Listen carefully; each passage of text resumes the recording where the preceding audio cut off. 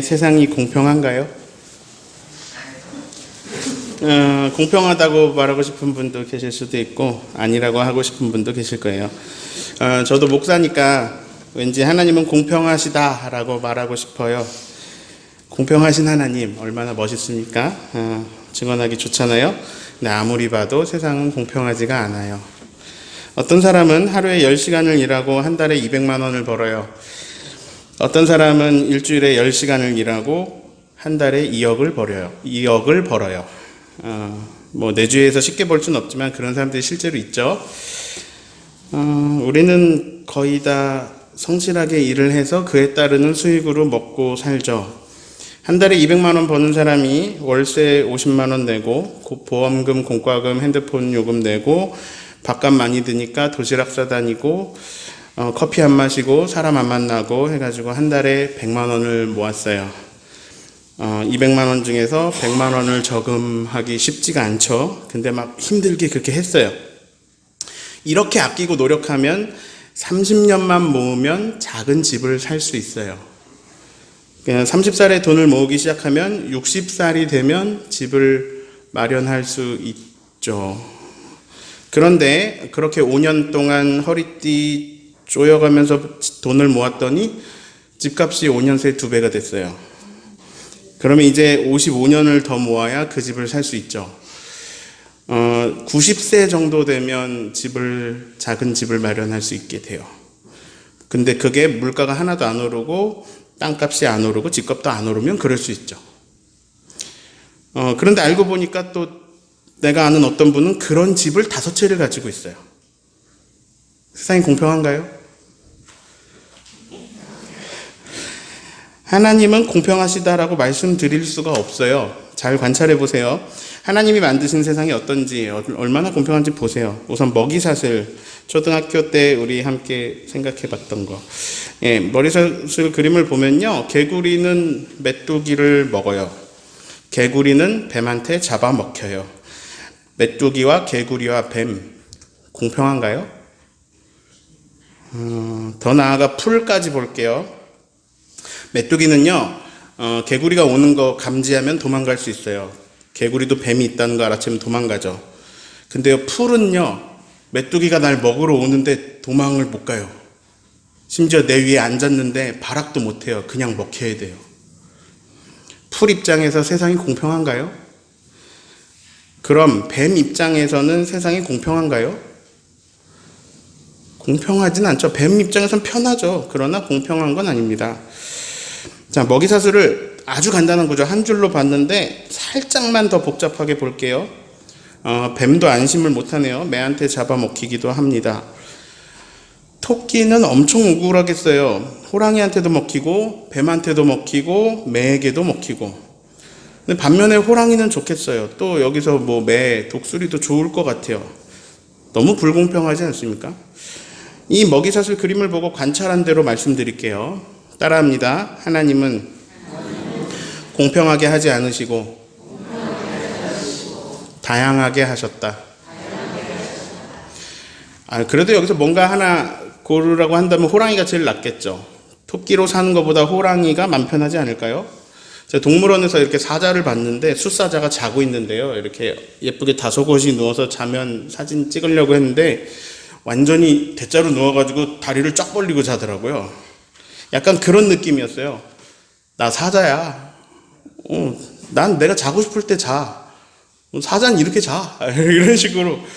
내가 이렇게 잔다고 누가 뭐라 그럴 거야. 이런 느낌이었어요. 그리고 나서 이제 옆에 가서 초식동물 보는데 불쌍해요. 서서 자요. 자다가도 사자가 오면 뛰어야 되니까 서서 자는 거예요. 야, 이 참 아름다운 세상. 참 불공평해요. 그런데 이제 아까 그 그림에서 사자나 호랑이보다도 위에 있고 독수리나 매보다도 위에 있는 존재가 있어요. 혹시 아세요? 누굴까요? 사람. 사람은요, 호랑이 가둬놓고 구경하고 그래요. 사자 제가 보고 왔잖아요. 사자가 그렇게 자고 있어봤자 우리 볼거리였던 거예요. 저 중산간에 화조원에 가면요, 이렇게 팔에다가 매 안 치고 사진 찍을 수 있어요. 그러니까 사람이 제일 무서워요. 요즘은 사람들이 동물학대라고 그래가지고 동물원 없애야 된다라는 말도 많이 나오고 있는데, 뭐 동물원을 없애서 동물을 살기 좋게 해주든 뭐 어떻게 했든 아무튼 인간이 저들을 마음대로 할 수 있다는 거죠. 있기 때문에 동물원도 없앨 수도 있고 지을 수도 있는 거죠. 자, 그러면 지구상에 있는 모든 생명체들 중에서 맨 꼭대기에 있는 우리 사람은 사실 이 세계에서 할 말 없는 거 아닐까요? 내가 토끼면 할 말이 많죠. 하나님한테 따질 것도 많고. 왜 난 토끼입니까? 근데 우리가 인간인데요? 그럼 맨 꼭대기에서 그냥 고마워하면 되지. 하나님 왜 우리를 토끼와 공평하게 하지 않으셨습니까? 왜 우리가 토끼와 이렇게 달라야 됩니까? 원망하고 그래야 될까요?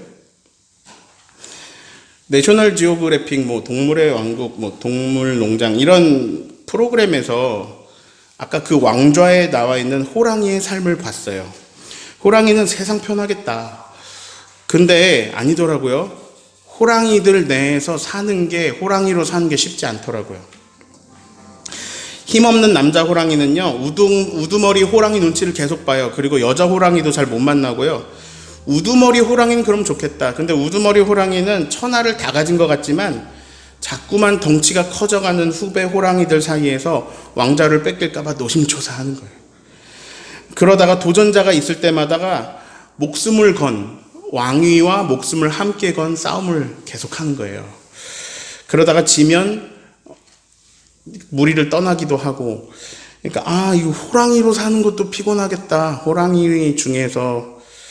그럼 어떠세요? 인간으로 살아가시는 거.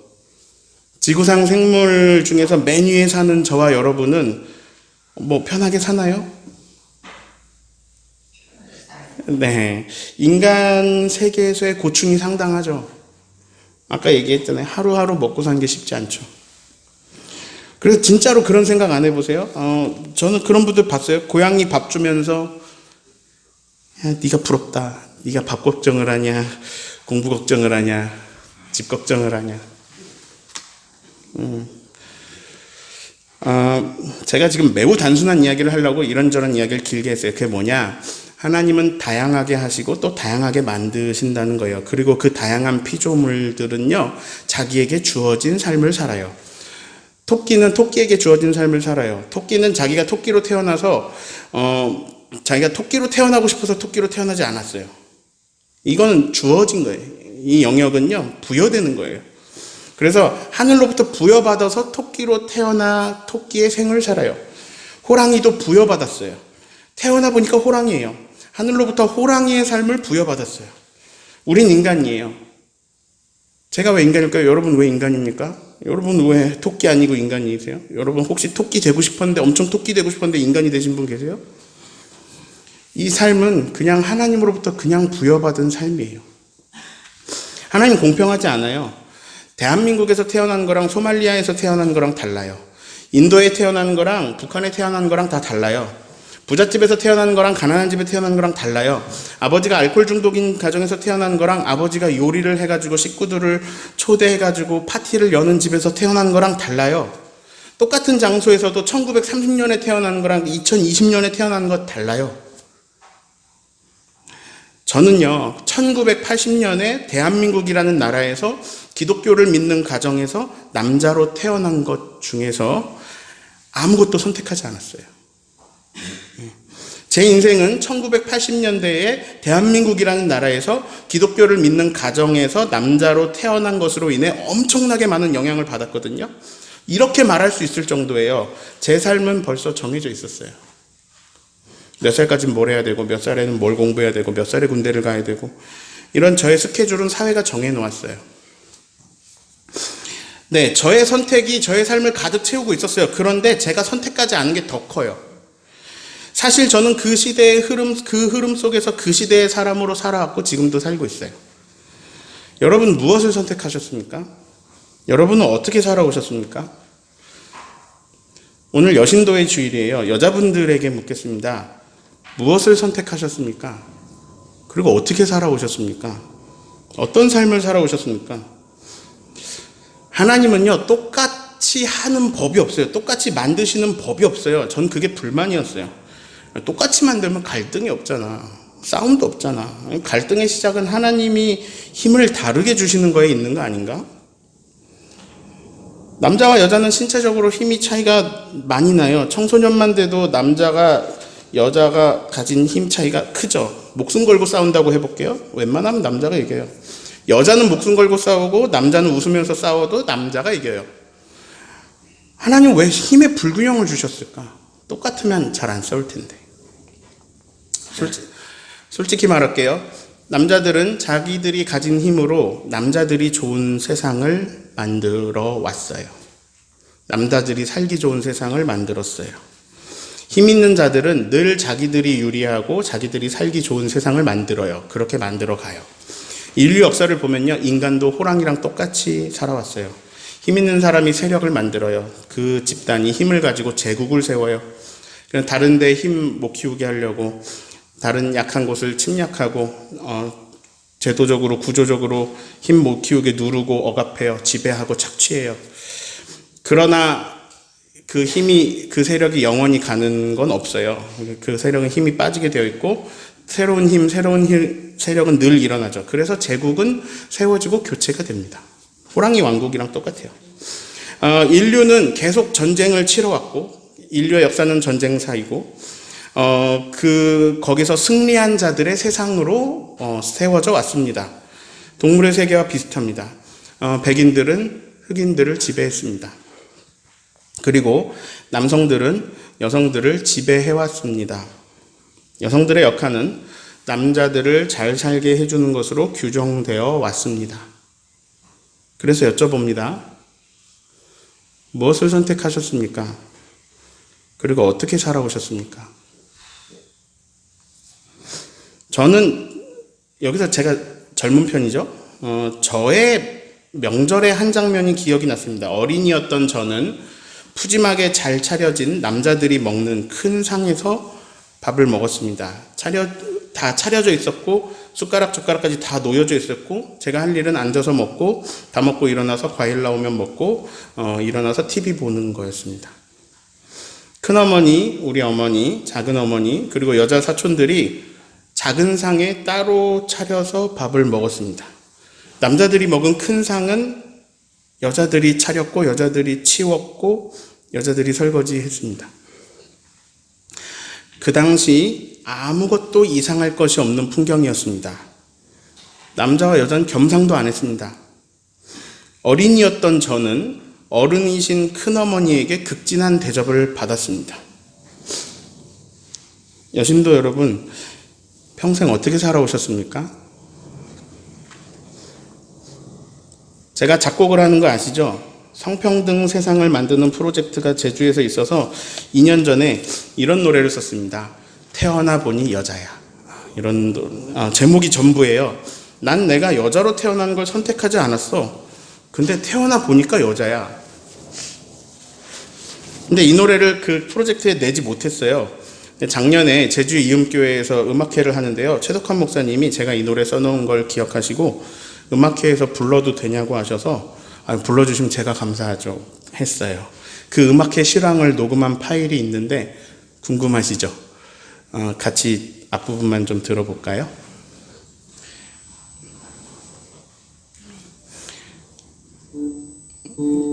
네, 가사도 띄워주세요.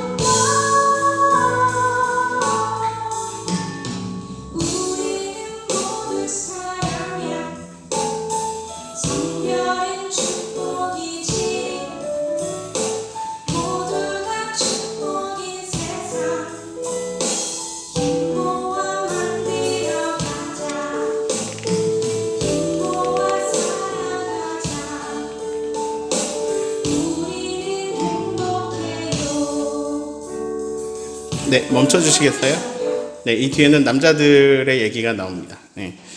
이 부분은 최덕환 목사님이 가사를 써주셨어요. 남신도주일에 기억나면 틀어야겠네요. 어떤 삶을 살아오셨습니까? 여성분들, 아들 낳아야 되는데 너 낳았어. 이런 구박 받지 않으셨나요?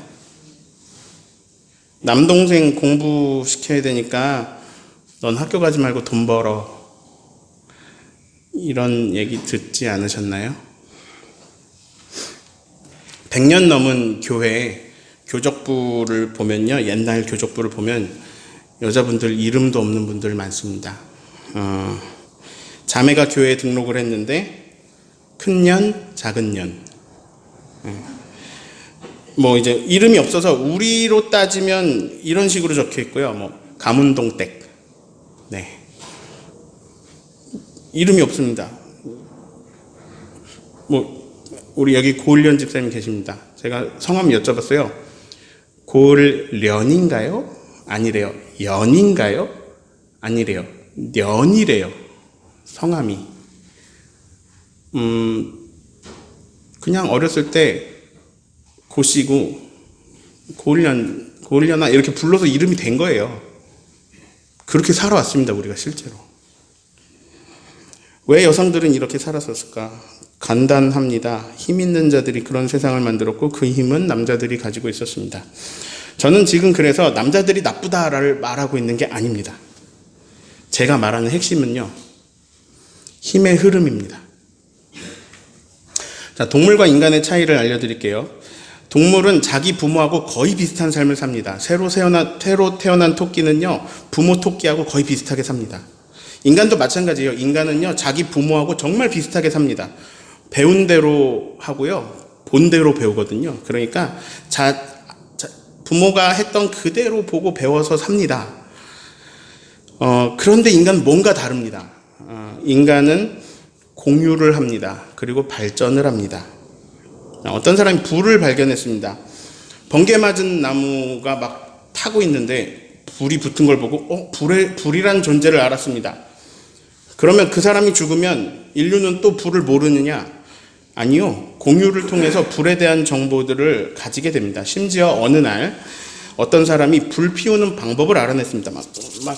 이걸 알아낸 사람은 수없이 고민하고 연구해서 알아냈습니다. 그 옆에 있는 사람 고민 안 했거든요. 근데 그 옆에 있는 사람이 이렇게 딱히 고민 안 하고 이렇게 봤는데 이렇게 하니까 불이 피잖아요. 그래서 그 사람 불 피니까 옆 사람도 불 피고 삽니다. 그래서 그 사람 죽으면은 인류의 불이 없어지냐? 아니요. 그 이후로는 모든 인류가 불을 사용하면서 삽니다. 동물은 맨날 동물입니다. 이게 인간이 가진 힘입니다. 동물은 맨날 그 동물인데 인간은 예전의 인간과는 다른 인간이 됩니다. 20년 전에요, 스마트폰 없었습니다. 인류 자체에 그런 물건이 없었어요. 인류의 스마트폰이라는 걸 인류가 가진 게 얼마 안 됩니다. 그런데 지금은요, 거의 인류 전체가 스마트폰을 다 쓰고 있습니다. 그거 개발 하나도 참여 안 했지만 이게 인간입니다. 인터넷이 발전하면서, 컴퓨터가 발전하고 인터넷이 발전하면서 공유는 엄청 빨라졌습니다. 굉장히 전 세계적인 공유가 시작되고 가져왔습니다. 그런데 이제는요, 그 스마트폰으로 공유를 하기 시작합니다. 전 세계인이 스마트폰으로 공유합니다. 이젠 TV를 안 켜고, 뉴스를 안 봐도, 새벽을 기다려서 신문을 받아보지 않아도 됩니다. 왜냐하면 1분 전에 트럼프가 어떤 말을 했는지 전 세계인이 다 압니다. 바로. 공유가 빨라졌어요. 전 세계인이 공유를 시작했습니다. 그러면서 어마어마한 발전이 일어납니다. 이걸 누군가 크게 연구하고 고민하고 해서 이렇게 만들어내잖아요, 누가. 그럼 그 비슷한 게 금방 나옵니다. 여기저기서 나와요. 인간은 그런 능력을 가지고 있습니다. 그러면서요, 물질들 뿐만 아니라 정신적인 부분에서 인간은 엄청난 발전과 성장을 이뤘습니다. 이걸 의식이라고 불러도 좋을 것 같은데요. 인간의 의식은 어마어마한 속도로 변해가고 있습니다. 예를 들어 볼게요. 이상한 부분 있으면 말씀하세요. 거기 왼쪽에 까만, 두 번째 있는 까만 남자 얼마예요? 일 되게 잘하게 생겼네요. 집에 데려가가지고, 집에 가져가가지고, 집도 좀 지키게 하고, 마당 정리도 시켜야겠네요. 얼마예요? 얼마라고요? 너무 비싼데 좀 깎아줘요. 여러분, 지금 제가 하는 말에서 이상한 점을 느끼십니까? 불편한 점이 있습니까? 다 불편하잖아요. 사람을 돈으로 사고 팔면 안 되죠. 우린 이게 당연합니다. 왜냐하면 우리의 의식이 성장했기 때문입니다. 옛날 사람들은 사람들을 사고 팔았습니다. 네, 여러분 추노 재밌게 보셨잖아요. 우리나라에서도 있었던 일이고요. 그때는 아무렇지도 않은 일상이었습니다. 양방 쌍놈 나누는 거 너무 당연했고요. 심지어 뭐 보면은 사람을 동물원에 가둬놓듯이 가둬놓고 구경하고 돈 내고 했습니다. 똑같이 했어요. 백인들이 흑인들을 사고 팔기도 했습니다. 근데 그런 사회에서 누군가 이렇게 말하면 어떨까요? 혹시 흑인도 사람 아닐까? 흑인한테도 사람처럼 대해주면 어때? 에이, 말도 안 되는 소리 하지 마. 흑인이 무슨 사람이야. 그냥 노예야. 잘해주면 기어오르고 너만 손해야. 여러 일이 있겠죠. 근데 무서운 거는요, 이게 공유가 되면서 의식이 같이 성장한다는 거예요. 다 같이. 그러면서 사람들이 흑인이 사람이라는 걸 인식하는 백인들이 점점 많아집니다. 생각이 앞서가는 사람도 있고요. 그 사람들이 뭔가를 발견하고 제안하고 그것이 공유되고 그 안에서 싸우고 지지고 볶고 토론되고 하면서 전체적인 생각이 바뀝니다. 누군가 파격적인 제안을 합니다. 흑인들한테 백인들하고 똑같이 대우하자. 똑같은 사람이잖아. 백인이 흑인보다 우월한 존재가 아니야. 그냥 똑같은 사람이야. 뭐 불편하세요, 여러분 지금? 안 불편하죠? 너무 당연하잖아요. 근데 이 생각이요, 지지고 볶고 싸우고 좌충우돌 하면서 나중에 상식이 됩니다. 사람들은 깨닫게 됩니다. 여성들이 너무 부당한 취급을 받으면서 살아왔어. 여성분들 기분 나빠하지 마세요. 재연하는 거예요. 이렇게 발전했거든요. 여자도 사람 아닐까? 여자도 사람이야. 에이, 여자가 무슨 사람이야. 맞다고, 여자도 사람이야. 불편하시죠? 지금 우리가 그 수준에 안 있거든요. 제가 지금 너무 당연한 소리를 할 건데요. 근데 우리가 아직 2단계까지 못 갔어요. 진짜 못 갔어요. 남자랑 여자랑 똑같이 소중해. 지금 머리로는 이게 남자랑 여자랑 똑같이 소중해 되는 분들이 있고, 가슴으로도 똑같이 소중해가 되는 분들이 있고, 어떤 분들한테 이게 너무나 당연한 얘기고 너무 상식인데요. 어떤 분들한테는 지금 이거 안 받아들여지는 얘기예요. 에이, 아무래도 남자가 더 소중하지. 네, 여러분 머릿속에서 계속 싸우세요. 이 싸움을 통해 얻어지는 겁니다. 에이, 남자가 더 소중하지. 재산 아들 줄 거예요? 딸 줄 거예요? 똑같이 주실 수 있는 분들이 상식으로 점점 생길걸요? 근데 아직 안 됐다니까요? 제주도 그것도 안 됐어요, 아직. 자, 우린 지금 어떤 시기냐? 좌충우돌 싸우고 지지고 볶아야 될 시기예요. 사람하고 동물하고 달라요. 사람은요, 변하고 발전해요. 서양에서 이런 의식의 성장들이 예를 들어 300년 걸렸어요. 근데 유교가 뿌리 깊이 박혀 있고 가부장제가 뿌리 깊이 박힌 우리나라는 이걸 받아들이기가 어려워요. 근데 가슴으로 와닿진 않아도 이게 계속 듣고 계속 하니까 머리로는 맞는 것 같아요. 남자와 여자는 똑같이 소중한, 똑같이 사람이야. 맞는 것 같아. 아닌 것 같기도 하고. 시간이 필요해요. 누군가 무언가를 공유해 주었을 때 그동안의 나의 의식과는 다른 뭔가 변화가 일어나야 돼. 거기서 한 걸음 더 나아가려면 우리한테 시간이 필요해요. 그런데 우리가 지금 힘든 이유는 뭐냐면, 서양에서 예를 들어 300년에 걸쳐서 성장해온 의식을요, 우리나라가 3년 만에 이뤄내고 있거든요. 이 스마트폰이 나와가지고.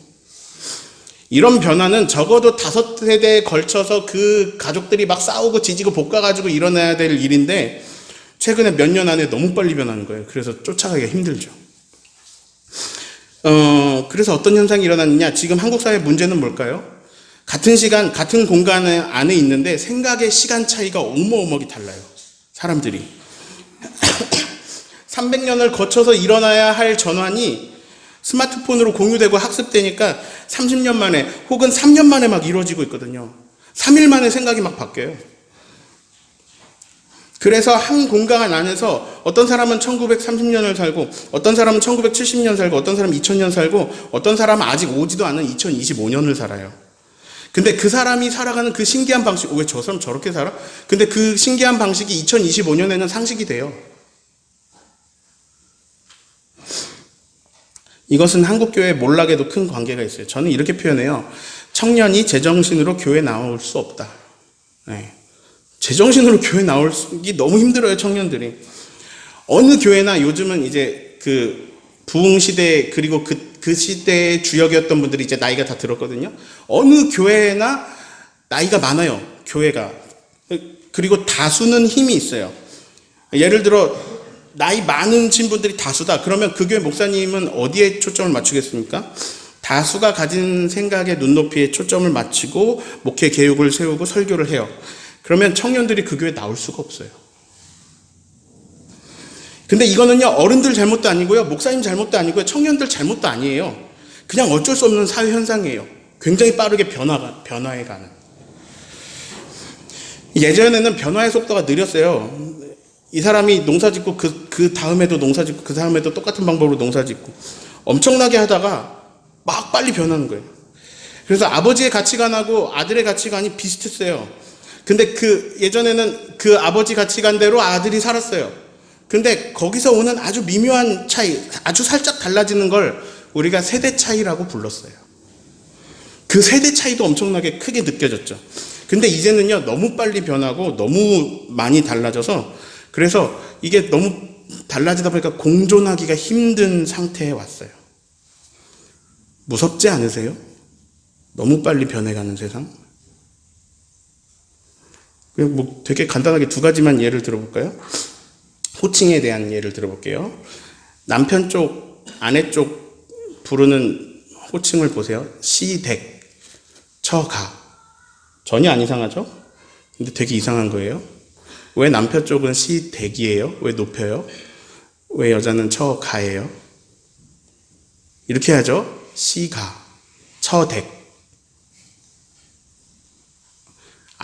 우리는 아무렇지도 않게 저 말 쓰고 있잖아요. 자, 남편의 여동생을 아가씨라고 불러요. 아내의 여동생 뭐 처제라고 부르기도 하고, 남편의 남동생을 도련님이라고 불러요. 아가씨 아니면 애기씨 뭐 이렇게. 남편 쪽은 높여 불러요. 도련님. 동생인데 도련님. 여자 쪽 분은 처남이나 처남 이름을 부르거나, 이름이 종철이면 종철 이런 식으로 부른다거나, 아니면 자네 이렇게 불러야 맞아요. 이상한 거 안 느껴지세요? 전혀 평등한 세상이 아니라니까요. 사람들 이런 얘기까지 해요. 왕하고 여왕. 이상한 거 있어요? 왕과 여왕 중에?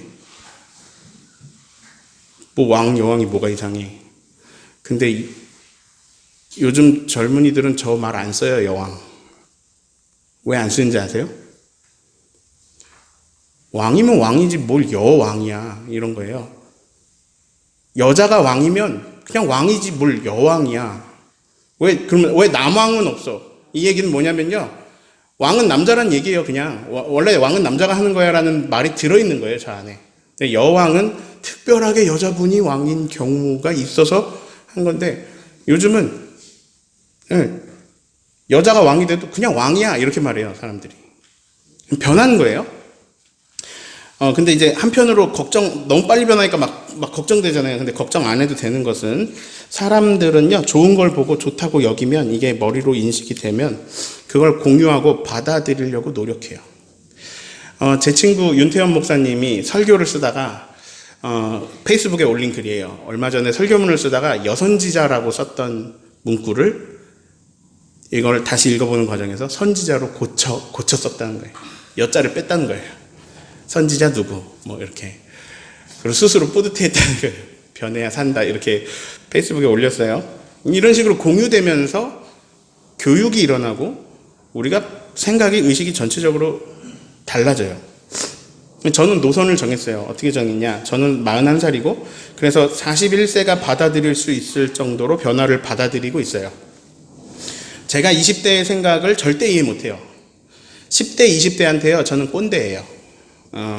꼰대가 안 되는 방법은 없어요. 그런 건 존재하지 않아요. 전 꼰대예요. 근데 다만 조금 좋은 꼰대가 되고 싶을 뿐이에요.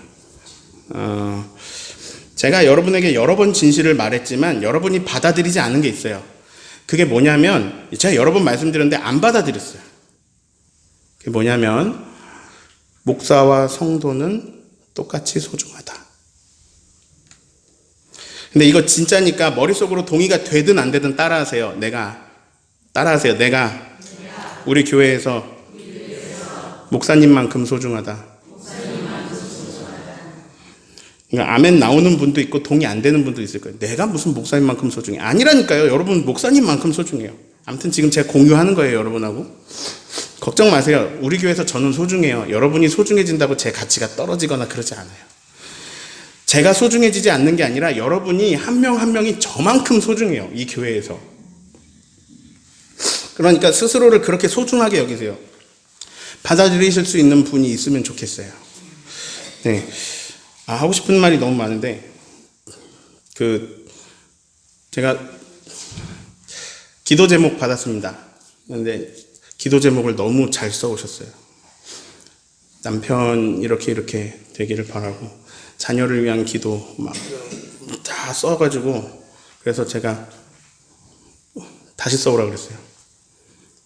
본인 건 어디 있어요? 본인을 위한 기도가 없어요. 여자분들이 그렇게 살았어요. 아들 위해, 딸 위해, 남편 위해 살았어요. 자기가 없는 거예요. 다시 써오세요. 당신이 얼마나 소중한데. 저는 당신을 위해 기도할 겁니다. 네.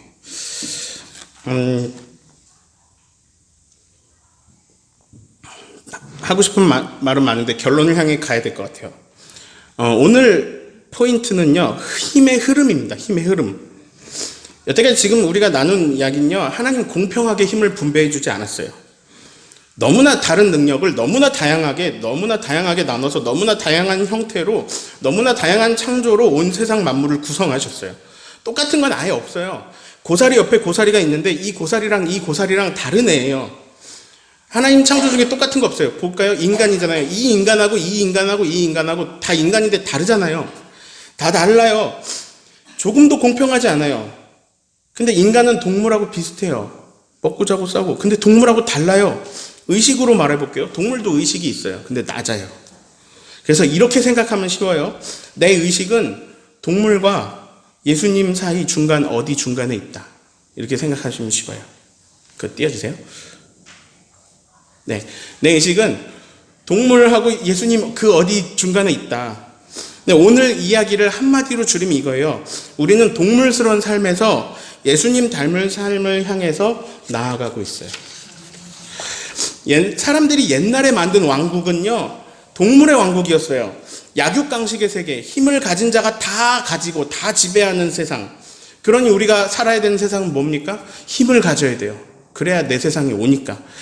힘을 가진 자가 지배하니 힘을 가져야겠죠. 그게 우리 목적이었어요. 근데 그 세계와 전혀 반대의 세계가 있어요. 예수님은 그것을 하나님 나라라고 부르셨어요.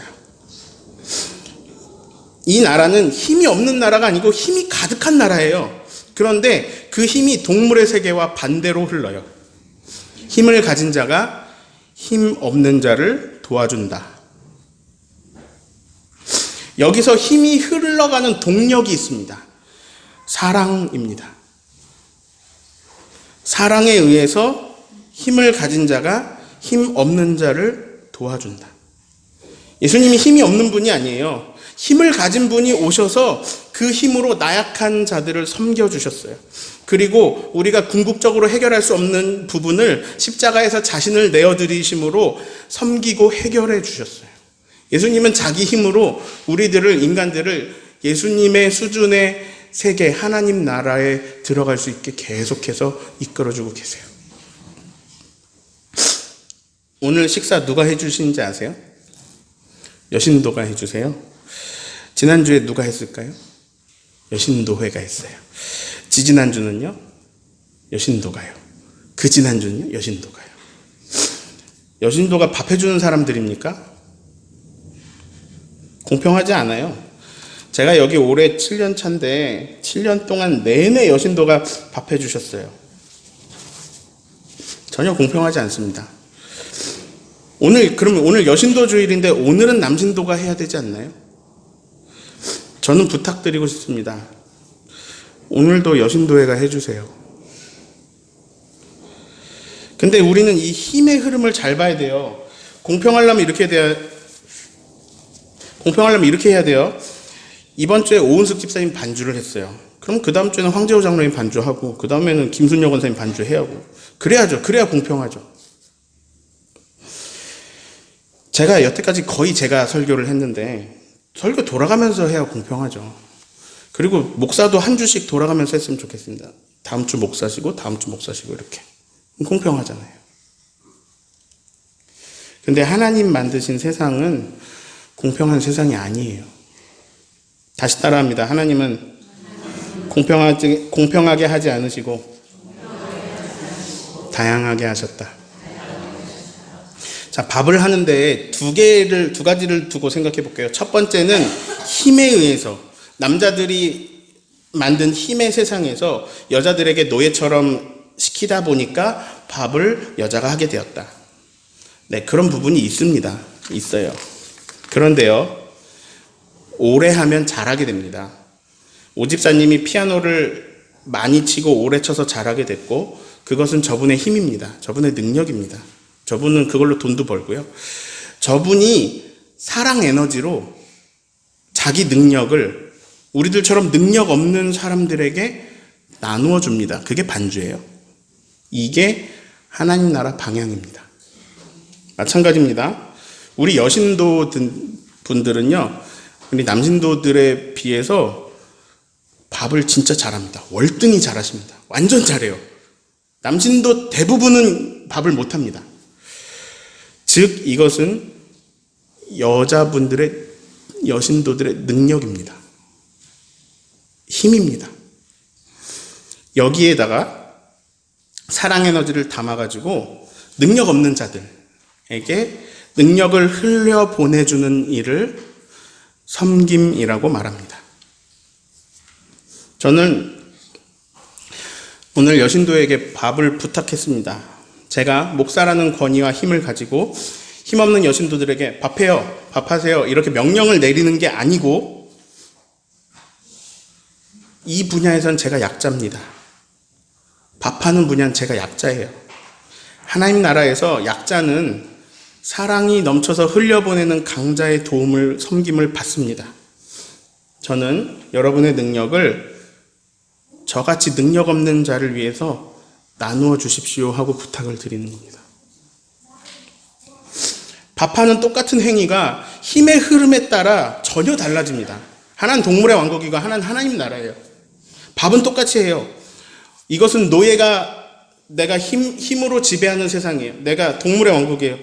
이것은 노예가 나한테 당연히 해주는 거지. 밥 갖고 와. 이거는요, 밥을 먹는데 똑같이 밥 먹거든요. 감사가 없습니다. 근데 권위자 목사가 아니라 그 부분의 약자로서 그 부분에 강한 사람의 그 사랑 에너지 담긴 섬김을 받을 때, 그때 저는 오늘 식사에 감사의 마음을 담게 됩니다. 고마운 거예요. 제가 이번 달에 설거지 당번제로 하는 거 어떨까요? 라고 다시 한번 해보면 어떨까요? 라고 하면서 이번 달에도 설거지에 성광희 집사님 3번 넣었습니다. 아니, 이런 불공평한 처사가 세상에 어디 있습니까? 설거지 성광희 집사님만 할 수 있는 거 아니잖아요. 다 능력 있는데, 근데 저는 성 집사님이 거기에서 하나 더 가지고 계신 것을 본 것 같아서요. 그게 뭐냐면 사랑으로 흘려보내는 에너지, 그 섬김을 가지신 것을 보았습니다. 근데 이거는요, 힘이고 능력입니다. 설거지 당번제 시작해보면서 제가 능력자한테 부탁을 드린 거예요. 뭐 교회 한번 섬겨주시면 어때요? 불공평하게. 제가 오늘 밥하는 걸로 얘기를 했습니다. 근데요, 이거는 삶의 모든 영역에 다 적용됩니다. 우린 결국 무언가를 합니다. 뭔가를 하고요. 근데 거기서 힘의 흐름을 보십시오. 무언가를 하고 있는데 힘의 흐름. 힘의 흐름이 강자를 위한 세상을 만들기 위해 무언가를 하고 있다면, 강자들을 위한, 갑을 위한 세상으로 뭔가를 힘의 흐름이 가고 있다면, 그건 우리 의식 수준이 아직 그 단계고, 그건 동물 가까이 있다는 얘기예요. 그런데 똑같은 일을 하는데 힘이 약자를 위한 세상으로 만들기 위해 흐르고 있다면, 내게 주신 힘과 내게 주신 능력, 달란트 이런 것을 섬김으로, 사랑 에너지로, 섬김으로 흘려보내는 일로 나타내고 있다면, 그러면 우리의 의식은 예수님을 향해 나아가고 있고요. 이 방식이 하나님 나라 방식입니다. 동물의 왕국을 살 거냐, 하나님 나라를 살 거냐가 다르지 않은데 달라요. 우리는 어느 부분은 강하고 어느 부분은 약합니다. 지금 남자가 힘세다 그랬잖아요. 근데 남자가 약한 부분 너무 많고, 여자 강한 부분, 개개인별로 다 다른 거예요. 우리는 어느 부분 강하고 어느 부분 약합니다. 왜냐하면 하나님이 그렇게 만드셨어요. 그렇게 다양하게 하셨어요. 그래서 이렇게 하면 됩니다. 내가 가진 강한 부분을 사랑 에너지로, 섬김으로 흘려보냅니다. 그러면 힘과 능력을 나에게 주신 하나님께 쓰임받는 기쁨을 누립니다. 근데 내가 약한 부분은 강한 자들로부터 섬김을 받습니다. 근데 여기서 당연하게 여기지 않고 감사하게 됩니다. 그럼 둘 중 하나입니다. 기쁘거나 감사하거나. 이게 하나님 나라 방식입니다. 아직도 우리 본문을 안 읽었어요, 오늘. 예수님이 하나님 나라 사역을 하는데요, 제자들을 부르십니다. 12제자. 성경은 12제자, 12사도 이야기들을 여기저기에 기록하고 있습니다. 근데 성경 시대에는요, 지금보다도 훨씬 더 가부장적이어가지고, 또 그 힘 있는 그 당대의 남성 저자들이 성경을 쓰고, 남성들이 편집하고, 그 남자들의 쓴 역사 이야기라서 성경 안에서 여자들이 부각이 안 됩니다. 네. 마태복음도 마가복음에도 기록이 안 돼 있는데요. 근데 누가복음에 살짝 이렇게, 누가복음은 좀 더 섬세합니다. 누가복음에 살짝 들어온 오늘 말씀 2, 3절이 기록되어 있거든요. 1, 2, 3절 읽어볼까요?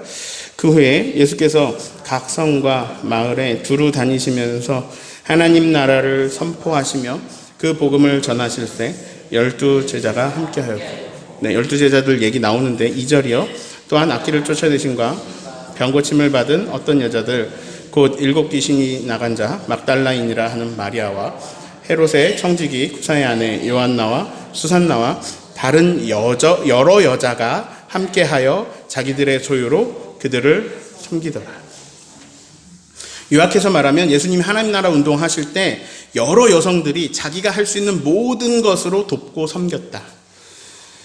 뭐 재물이든 소유든 헌신이든 시간이든 모든 것으로 여성들이 돕고 섬겼다. 그러면서 이 말씀 뒤에 바로 제가 요즘 말하고 있는 씨 뿌리는 비유가 나옵니다. 하나님 나라 비유가 나옵니다. 그러니까 예수님 사역에 여성들이 동역을 했다. 예수님 사역을 여성들이 함께 했다. 여성들 역할이 많았습니다. 그런데 여성들이 많이 했는데 기록이 별로 없습니다. 기록이 없다고 일이 없는 게 아닙니다. 기록이 없다고 일을 안 한 게 아닙니다. 그래서 제가 오늘 설교 제목을 숨은 주역이라고 지었습니다. 이거 단어 자체가 말이 안 돼요. 주인공인데, 주역인데 왜 숨습니까? 근데 이 단어 자체가 이상하듯이 주역인데 숨어 있었던 존재들이 여성입니다. 제가 밤 이야기로 마무리 짓겠습니다. 우리 교회 당회록과 재직회의록, 공동회의록 보시면 여신도들이 밥한 이야기는 한 줄도 안 적혀 있습니다. 그렇지만 누가 뭐래도 주영광교회를 먹여 살린 것은 여신도회입니다. 다 인정하시죠? 주영광교회의 주역입니다. 숨어 있어도 주역입니다. 그리고 하나님은 숨어 있어도 아십니다. 그리고 이제는 숨어 있으면 안 됩니다. 오늘 제가 여러분에게 임명합니다. 봉사 임명합니다. 이게요, 목사가 임명해 준 대로 봉사하시오, 이거 아닙니다. 그 부분 제가 약해요. 그 부분 우리 교인들 약해요.